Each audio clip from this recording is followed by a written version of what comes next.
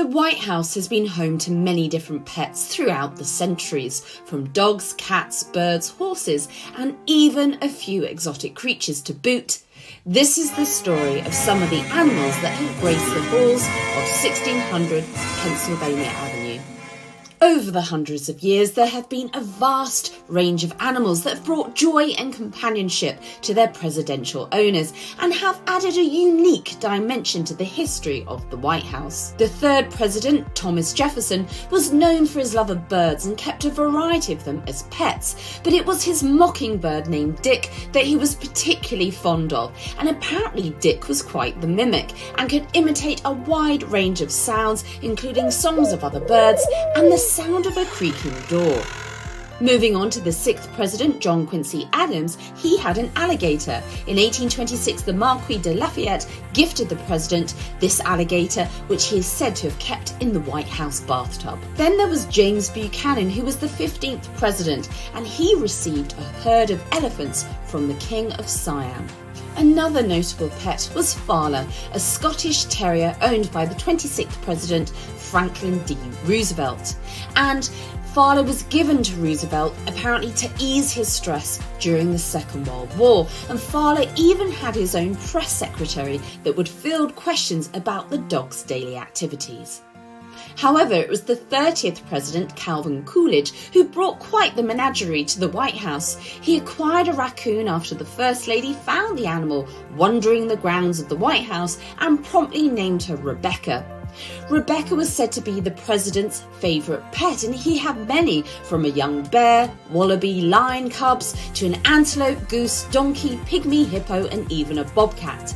Coolidge would walk Rebecca around the grounds of the White House on a lead, and so concerned was he about Rebecca missing him when they had to temporarily move out of the White House for repairs, Coolidge sent a limousine to collect her from Pennsylvania Avenue to stay with him. Then there was John F. Kennedy, who had quite a collection, including a dog called Pachinka, a mixed-breed dog that was gifted to Kennedy from the then Soviet Premier Nikita Khrushchev. And she was the mother of one of the dogs that was sent into space by the Soviet Union in 1960.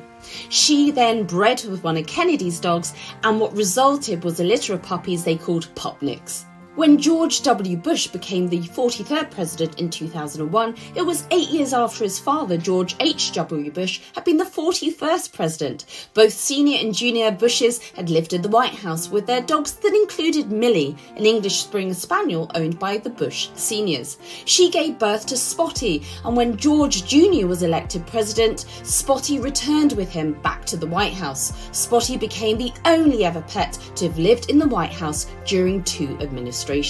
Other notable mentions include Socks the cat, owned by the Clintons, who became the subject of a children's book and a video game. Then we had President Obama's Portuguese water dogs Bo and Sunny, quickly becoming social media stars, having their own accounts. And then moving to present day.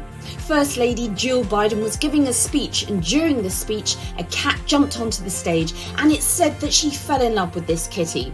After the event, the 46th President Joseph R. Biden and his wife Jill adopted the cat, calling her Willow.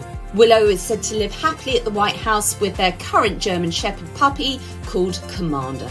From alligators to mockingbirds to cats and dogs and ponies, these animals have certainly added some much needed levity to the often stressful world of politics.